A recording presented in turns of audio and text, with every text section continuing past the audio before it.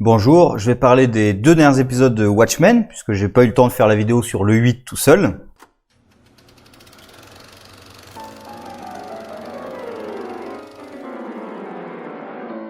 Je suis extrêmement mitigé sur la fin. Alors heureusement, il y a eu l'épisode 8. J'ai quasiment que du bien à dire de l'épisode 8. Il était vraiment très bien foutu, bien ficelé, qui se concentrait donc sur l'expérience de Dr Manhattan, comment il a rencontré Angela, qui mène un peu plus loin d'ailleurs sur plein de réponses aux questions qu'on se posait, comment Ozymandias est arrivé là où il se trouve. Donc il était sur Europe, qu'on savait qu'il était sur une des lunes un des satellites de Jupiter. Bah là c'était Europe.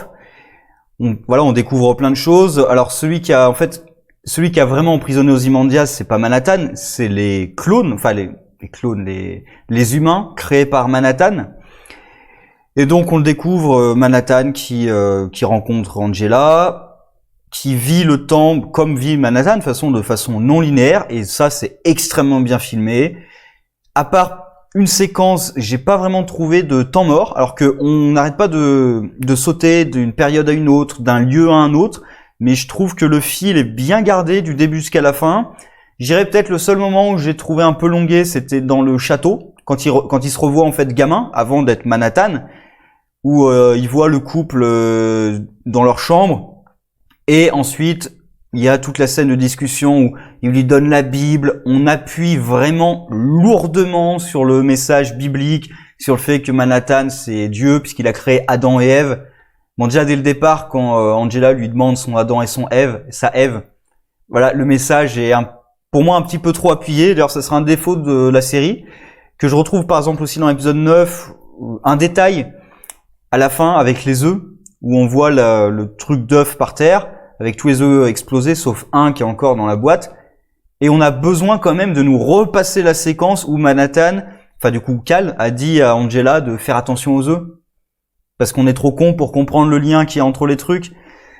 Il y a un côté un petit peu, on prend un peu le public pour des abrutis et on appuie dessus pour que vous compreniez bien. Surtout là, le message biblique est quand même assez clair. Parce qu'en plus, Manhattan, souvent, on le rapproche de Superman, et Superman, on le rapproche un petit peu de Jésus. Voilà, donc le message biblique là-dedans, il est quand même assez clair. Mais sinon, l'épisode 8 était quand même excellent. Franchement, à part peut-être 2-3 petits trucs qui étaient excellents, je me suis vraiment pris dedans. Après, un souci, c'est que l'histoire de Angela et Cal, ou Manhattan, je vois pas pourquoi ils sont ensemble. Vraiment, même à la fin de l'épisode, à la fin, il y a le côté de maintenant, c'est le moment où je tombe amoureux.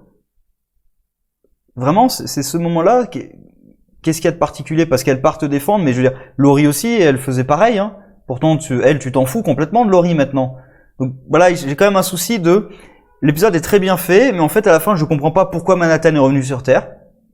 Alors oui, pour être en couple avec Angela, mais pourquoi est-ce qu'il est en couple avec Angela? Parce que s'il revient pas sur Terre, il peut pas être en couple avec Angela. Donc, et se cacher un petit peu derrière le côté de, comme Manhattan voit le futur, il savait qu'il allait tomber amoureux d'elle, donc il est amoureux d'elle de base. Je trouve ça un peu simple, un peu facile. Parce qu'en plus, ça expliquerait pas pourquoi Angela, elle, est avec lui. Parce qu'on voit quand même qu'elle est un petit peu charmée par son côté, parce qu'en fait, elle le croit pas. C'est aussi pour ça qu'elle est un peu charmée, parce qu'elle le croit pas. Donc elle croit qu'il invente tout ça. Et on voit pas sa réaction quand elle découvre que non, c'est réel. Mais bon, après tout, voilà, la romance est un petit peu annexe en fait. Ce qui est plus intéressant, c'est l'histoire de Manhattan, et le style prend un peu le dessus. Et dans l'épisode 9, je dirais que c'est un peu ça l'aspect général de la série. Je trouve que le style prend un peu le dessus sur le fond. Parce que c'est bien écrit, hein, c'est-à-dire tous les éléments vont bien les uns dans les autres, il y a une certaine logique, c'est bien réalisé, c'est bien produit, tout est bien fait, mais à la fin, moi je trouve qu'il manque de la substance. Déjà par exemple avec la 7e cavalerie, dont on se fout complètement, franchement à la fin de la série tu te demandes même pourquoi elles sont là. Alors pour mettre un message un petit peu racial dedans, mais en fait tu pourrais complètement le supprimer de la série, là le message racial, ça changerait strictement rien.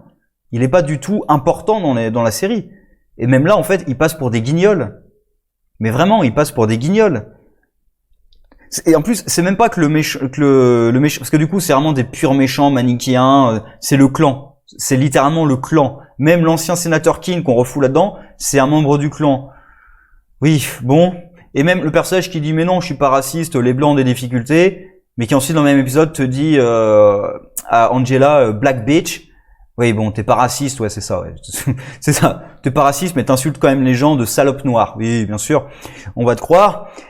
Enfin, c'est-à-dire qu'en fait, il disait ça quand il essayait un peu de se faire passer pour le gentil, mais maintenant qu'il pense qu'il va avoir tous les pouvoirs, bah oui, là, hop, je me déchaîne. On s'en fout complètement.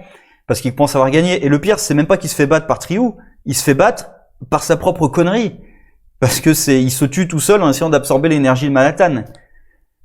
Donc voilà, et même Judd était juste un connard, raciste comme les autres, qui s'était approché avec sa femme d'ailleurs, d'Angela, parce que elle était avec Manhattan. Juste ça. Je trouve ça quand même assez dommage. Le personnage de Laurie n'a servi à rien en fait. Ça aussi c'est un peu con, parce que Laurie, dans Watchmen, elle a pas beaucoup d'utilité au final. C'est la petite amie de Manhattan et elle est un peu cantonnée à ça. Elle fait quelques trucs un petit peu, mais c'est quand même, ce qu'on va retenir de Laurie, c'est quand même que c'est la petite amie de Manhattan. Et elle est vue comme ça. Même à un moment, il y a un type du gouvernement, je crois que c'est un des mecs du gouvernement qui lui dit clairement que... Non, c'est sa mère. C'est sa mère qui lui dit que Manhattan, c'est l'arme la plus puissante du gouvernement et qu'il garde Laurie parce que, en fait, il s'avère que cette arme a besoin de baiser de temps en temps. Donc on lui garde Laurie. Mais sinon, Laurie, en fait, tout le monde s'en fout dans le gouvernement. Et voilà, c'est un peu dommage parce qu'en fait, dans la série, elle a servi à rien. Et Looking Glass, donc qui vient sauver Laurie, qui du coup lui non plus sert pas à grand chose. Voilà, même et Triou, le plan de Triou de prendre les pouvoirs de Manhattan. Alors déjà, voilà, donc on apprend que Triou c'est bien la fille d'Ozymandias, qui pourtant n'a jamais eu de relation sexuelle avec une femme, mais parce que il y a une femme de ménage. Alors ça c'est un peu con aussi de la part d'Ozymandias. Ozymandias a buté tous les scientifiques qui étaient au courant de son plan. Par contre, il laisse des employés lambda le filmer, être au courant de tout ce qui se passe. Franchement, je me demande comment son secret est pas sorti plus tôt.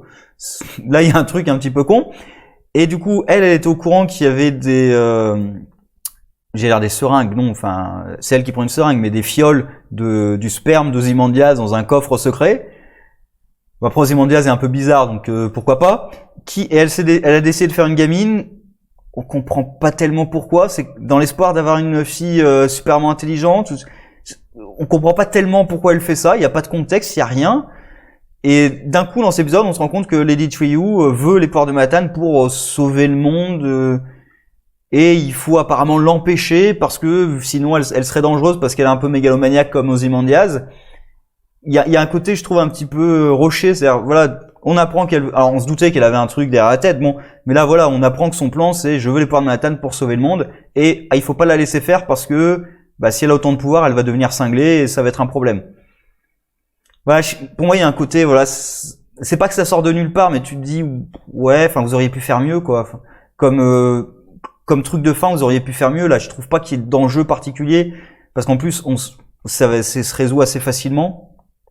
Déjà, ça aurait été peut-être même plus intéressant d'avoir le méchant qui prend les pouvoirs de Manhattan et qui prend avec les pouvoirs de Manhattan aussi la vision de l'univers de Manhattan et qui du coup change complètement d'attitude. Je sais pas, ils auraient pu faire un truc un petit peu comme ça.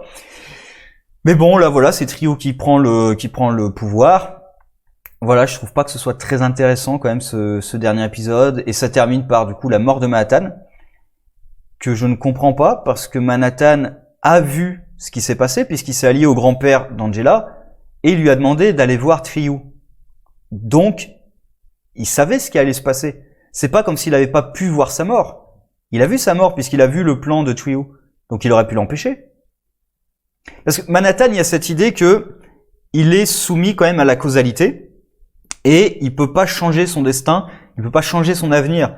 D'ailleurs, il y a cette phrase que j'aime bien, c'était il est et il a toujours été trop tard. C'est-à-dire que certes, il expérimente le temps de façon non linéaire, donc il va dans le futur, dans le passé, il expérimente un peu toutes les époques en même temps, mais il peut pas modifier le futur. D'ailleurs, c'est ce qu'il arrête pas de dire à Angela pendant tout l'épisode 8, il ne peut pas changer son futur. Ça, j'aime bien, mais il peut pas changer son futur parce qu'en même temps, c'est une série d'actions qui mènent à ce futur. Là, en fait, c'est que ce qu'il mène à son futur, c'est l'inaction. Et il est dans l'inaction parce que il pense que ce futur est inévitable. Donc il y a un côté un peu, alors il y a l'idée de l'œuf ou la poule qui arrive en premier, mais là le problème c'est qu'il est dans l'inaction parce qu'il voit que le futur est inévitable. Et dire, en fait, quand tu vois clairement ce qui s'est passé, si son plan, il aurait pu arrêter Lady Chiu n'importe quand. Même dans Watchmen, la seule raison pour laquelle il arrête pas Ozymandias, c'est parce qu'il ne peut pas voir le futur. Parce que justement, il y a des tachyons et tout, donc il peut pas le voir. Et c'est ça qui l'empêche de régler le problème. Sinon, il l'aurait sans doute réglé tout seul. Et même pas sûr, parce que est-ce qu'il s'intéresse vraiment au sort des humains, c'est toujours le doute qu'il y a. Et ça se termine par l'Ozymandias, ça se termine par Laurie qui arrête Ozymandias. Alors on sait pas tellement pourquoi maintenant. Qu'est-ce qui fait que maintenant elle décide de l'arrêter? Voilà, alors est-ce que c'est peut-être pour essayer de préparer une saison 2 où il y aura peut-être un vrai procès d'Ozymandias, ou que donnera la société quand ils se rendront compte que oui, leur gouvernement leur a menti? En plus, ils disent aussi qu'on va peut-être arrêter le président Redford puisqu'il était au courant et qu'il a rien dit. En même temps, il n'a pas participé, il était au courant, il a rien dit. Pas tout à fait la même chose. Bon, je sais pas du tout. En fait, dans cette saison, c'est pas le point culminant de quoi que ce soit. Peut-être à la rigueur de Looking Glass, mais même ça, Looking Glass est pas si mis en avant que ça pour que ce soit un accomplissement de son arc à lui. Et c'est Laurie qui prend la décision, c'est même pas Looking Glass. Alors certes, lui, il l'assomme, mais voilà, je trouve pas que ce soit le point culminant de quoi que ce soit. Et à la fin, donc Angela prend les pouvoirs de Manhattan. Et je sais même pas pourquoi est-ce qu'elle en aurait envie en fait. C'est même ça, pourquoi est-ce qu'elle aurait envie des pouvoirs de Manhattan? Enfin, il y a rien dans le personnage qui donne cette impression-là. Ou pareil, Manhattan disait c'est important que tu me vois sur la piscine. Pourquoi? Parce qu'à la fin, elle va sur la piscine pour voir si elle peut marcher sur l'eau. C'est moi sérieux, j'ai les pouvoirs de Manhattan, le premier truc que je fais, c'est pas essayer de marcher sur l'eau. Hein. Parce qu'en plus, si tu as les pouvoirs de Manhattan, techniquement, ça veut dire que tu expérimentes le temps aussi d'une toute autre manière. Donc normalement, ça devrait vraiment être une expérience traumatisante. Alors pour le Manhattan, c'était vraiment traumatisant parce que son corps a été complètement désintégré. Il a dû le reconstituer petit à petit, donc c'est assez traumatisant comme expérience. Mais la vision du temps aussi que tu dois expérimenter est assez bizarre. Pour un être humain, ça doit être extrêmement désorientant quand même. Et là, juste, on la voit essayer de poser le pied sur l'eau, et hop, ça cut. Peut-être à suivre, hein, peut-être Angela qui aurait des pouvoirs de Manhattan. Donc, quand même déçu par la fin, je veux dire, c'est très bien fait. J'ai vraiment aimé la série, il y a pas de souci, il y a peut-être 2-3 épisodes comme ça, mais il y a vraiment des gros moments, le flashback de Will avec OD Justice, la séquence avec Manhattan, l'épisode avec Looking Glass aussi, voilà, donc il y a quand même des gros moments de bravoure comme ça, des épisodes vraiment excellents, mais je trouve au final que le style a un petit peu pris le dessus sur tout, et qu'il n'y a pas vraiment de fond dans l'histoire. S'ils ont essayé de foutre un message un petit peu, voilà, sur les tensions raciales, le racisme et tout. Pareil, là, oui, avec le méchant qui dit, voilà, il nous a demandé de dire pardon et tout. Oui, je sais pas, votre message, je trouve pas qu'il soit très pertinent dans l'ambiance générale, en fait, de la série. Je trouve pas qu'il soit très pertinent. Alors que la guerre froide, la guerre nucléaire, etc., dans Watchmen, il est pertinent.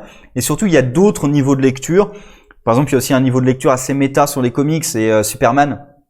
Parce qu'il y a Superman qui a rendu... En fait, Manhattan, on le compare à Superman parce que Superman, comment dire, a inspiré un peu tout le monde, mais en même temps, Manhattan a rendu obsolète les policiers, par exemple, comme un petit peu Superman a aussi eu un impact sur la culture populaire, en bien et en mal. Et aussi, il y a le côté que les super-héros ont un peu pris le pas dans tout ce qui est comics. Quand on parle comics aux gens, ils pensent super-héros, alors qu'il y a plein d'autres genres aussi dans les comics. Donc voilà, il y a des liens méta comme ça avec la situation réelle. Là, j'en trouve un petit peu moins, et le message politique qu'ils ont essayé de faire passer est extrêmement manichéen, parce que franchement, qui va être d'accord avec ces mecs? Sérieusement, enfin, c'est des membres du clan. Ce sont des membres du clan qui lynchent des gens juste parce qu'ils sont noirs. Comment tu peux être d'accord avec... Enfin, à moins d'en faire partie, tu peux pas être d'accord avec eux. C'est ça aussi le problème, c'est quand t'as des situations où les personnages sont noirs et blancs, bah oui, c'est simple, oui, eux c'est des connards, tout le monde est d'accord. Et quand ils se font buter, franchement, ça dérange un petit peu personne. Voilà, enfin, je trouve ça un peu dommage d'avoir finalement un message assez manichéen que je trouve pas très bien placé. Mais en même temps, la série est très bien foutue, mais vraiment très bien foutue. Je vais passer un très bon moment devant. Après là, je vais me reporter sur une autre suite, parce que finalement aussi cette série qui se présentait comme différente de Watchmen ou pas une suite de Watchmen, c'est une suite de Watchmen. C'est-à-dire, on a même la fin de Ozymandias, donc c'est vraiment une suite de Watchmen. On a la fin de Manhattan, on sait ce qui est arrivé à Night Hall, etc. Donc c'est une suite, faut pas se cacher. Et il y a aussi une autre suite de Watchmen qui est Doomsday Clock, dont le dernier numéro est sorti au moment où je fais cette vidéo. Enfin, le numéro 12, parce qu'il y a eu des délais et encore des délais, où il y a encore Manhattan qui a retiré une partie de l'histoire de l'univers de DC, et qui du coup va être présent. Et l'idée c'est quand même que dans cette histoire avec Manhattan et avec d'autres personnages de Watchmen, on va restaurer un petit peu l'univers d'ici tel qu'il était avant. Donc par exemple avec la Justice Society, avec des anciens héros des années 30-40.